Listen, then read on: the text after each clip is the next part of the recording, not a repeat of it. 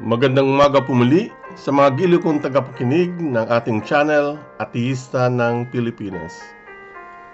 Kumusta na po kayong lahat? Ako po si Mang Ateyong at ito po ang ating podcast, ang boses ng mga Pinoy ateista sa buong mundo. Naririto po ako para magbigay ng tamang kaalaman o impormasyon sa inyong lahat base sa mga ebidensya na aking nadiskubre sa aking mga personal na mga eksperimento o di kaya aking napag-aralan sa filosofiya, teknolohiya, siyensya, matematika at lalo na sa teolohiya. Partikular po sa usaping may Diyos ba o wala. Tandaan niyo po na inirespeto ko po ang inyong mga paniniwala. Ito po ay inyong karapatan. Subalit, minsan, dapat din natin tignan ang iba't ibang mga ideya o ism na sumasalungat sa ating paniniwala. Ito ay isang katangian ng isang tao na matalino. Nasubukan niyo na bang tanungin ang inyong sarili? Paano kung ang demonyo pala ang sadyang nagdisenyo ng Biblia at ang Diyos na sinasamba mo ay si Satanas pala na nagpapanggap lang na Diyos? Naisip niyo ba ito? Naisip mo ba ito? Nagawa mo bang basahin ang Biblia at imbestigahan ang mga negatibo o karumal-dumal na bahagi nito? Nagtanong mo na ba kung sa iyong sarili kung si Jesucristo ay talaga ang totoong Mesaya? O baka siya naman ang Anti-Kristo? Sa episode na ito, tatalakayin natin kung si Jesucristo ba ay nasa Biblia o ibang Mesaya pala ang tunay na nasa Biblia. Tatalakayin din natin kung ang Jesucristo ba ay pangalan ng isang tao, kung ang Jesus ba ay ang kanyang first name at ang Kristo ba ay ang kanyang last name. Maraming namamalataya ang naniniwala na ang pangalan ni Jesucristo ay nasa Biblia. Pero hindi po to totoo. Unang-una, ang salitang Jesucristo ay hindi pangalan. Pangalawa, ang salitang Jesus ay hindi first name. At ang Kristo ay hindi last name ng Mesaya. Pangatlo, ang salitang Jesus ay wala sa bokabularyo ng mga Hebrew. Pang-apat, ang alpabeto ng Hebrew ay walang letrang J. Panglima, ang pangalan na binigay ng Diyos Ama sa Mesaya ay Emmanuel at hindi Jesus. Kung ang mga revelasyon na ito ay mga totoo, sino kaya ang tunay na Kristo na pinagdadasalan mo o ng mga deboto ng simbahang Katoliko o Kristiyano? Sa sinaunang Hebrew, ang pagbuo ng pangalan ay ginagawa sa pamamagitan ng paglagay ng katangian ng isang tao kasunod sa kanyang unang pangalan. Ang katangian o label na ito ay kumikilala ng pangalan niya kumpara sa ibang tao na may parehong pangalan. Halimbawa, kung ang tatlong tao ay may parehong pangalan na Pedro, paano mo matutukoy ang isa't isa? Para masolusyonan ang problema na ito, ang katangian ng kanyang magulang o di kaya ang unique na katangian niya ang inilalagay sa kasunod sa pangalan niya. Kung si Pedro ay anak ng karpintero, for example, ang magiging pangalan niya ay si Pedro, anak ng karpintero. Kung ang nanay ni Pedro ay labandera, ang maaaring pangalan niya ay si Pedro, anak ng labandera. O di kaya kung si Pedro ay bulag o pilay, maaari siyang tawaging si Pedrong Bulag o si Pedrong Pilay. Itong sistema na ito ay ginagawa sa buong mundo noon at actually kahit hanggang ngayon. Noong mga unang panahon, ang tao ay walang pangalan. Ginagamit lang nila ang mga bagay na nakikita nila sa kanilang kapaligiran at ginagaya nila ito. Kagaya ng mga Indian, ang pangalan nila ay hango sa kalikasan, kagaya ng White Sun, Little Wolf, Falling Rain, Lord of the Wind, at iba-iba pa. Kinalaunan, ito ay umusbong at naging sopistikado. Kagaya rin sa Pilipinas, ang ating mga ninuno ay gumagamit din nitong sistema na ito kung tawagin ay descriptive adjectives. Sa mga probinsya, kahit ngayon, naririnig pa rin natin ang mga pangalang kagaya ng mga sumusunod. Si Cuba, anak ng labandera na taga-ilog. Si Juan Abulario na taga-bundok. Si Mariang Walang Palad. Si Raha Soliman ng Palawan. O si Datu Puti ng Kabisayaan.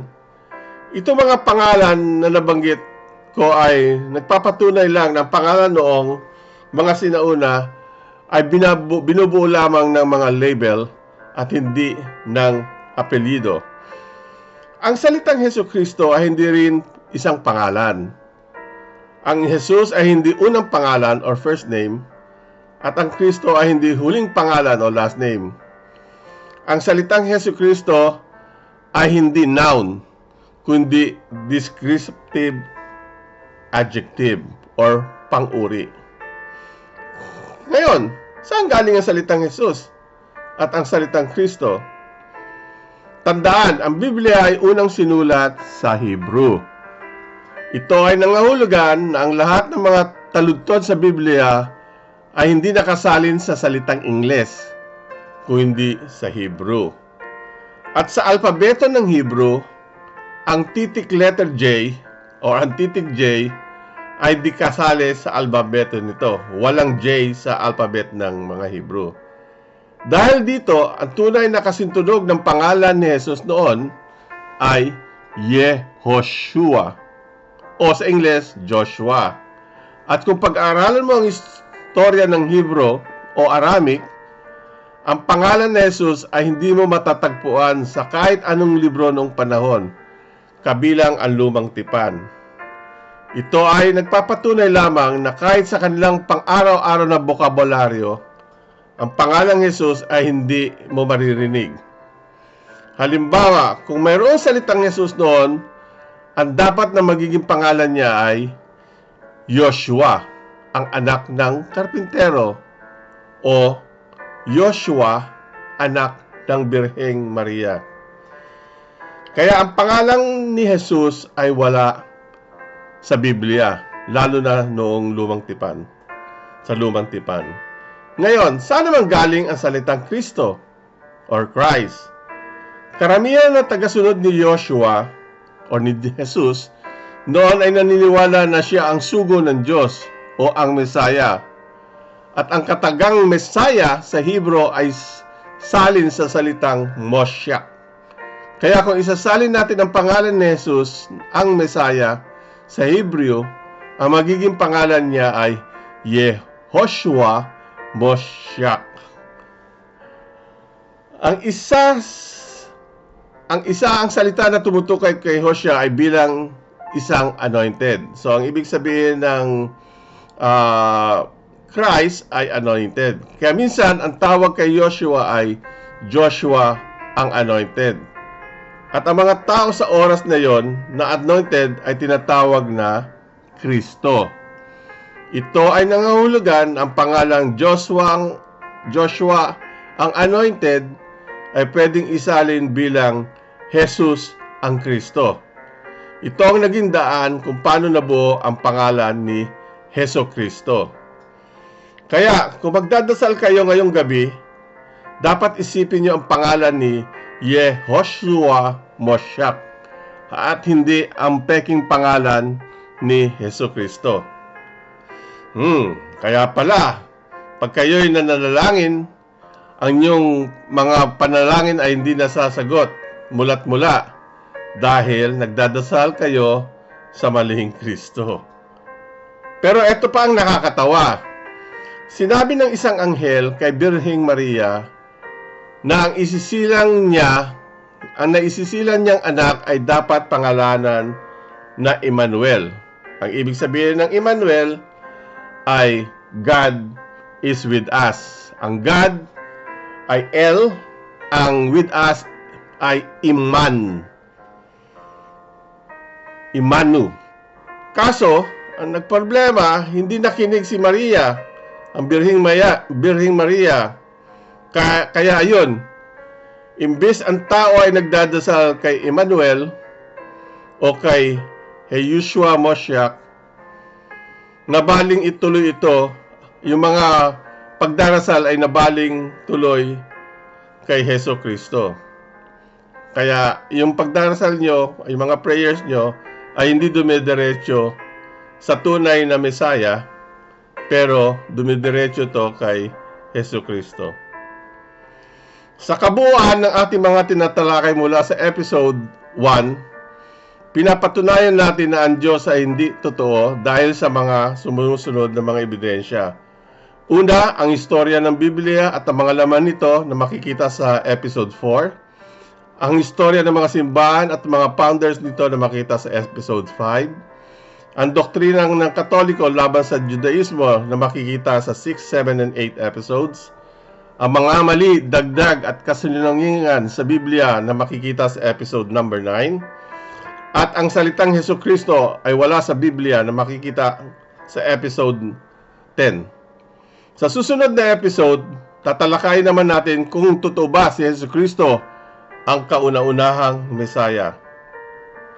Kung kayo po ay may katanungan, i-post nyo lang po sa comment section at sasagutin ko po sila ng aking makakaya. Kung gusto nyo namang maging guest o sa podcast na ito, ilagay nyo rin sa comment o email ako.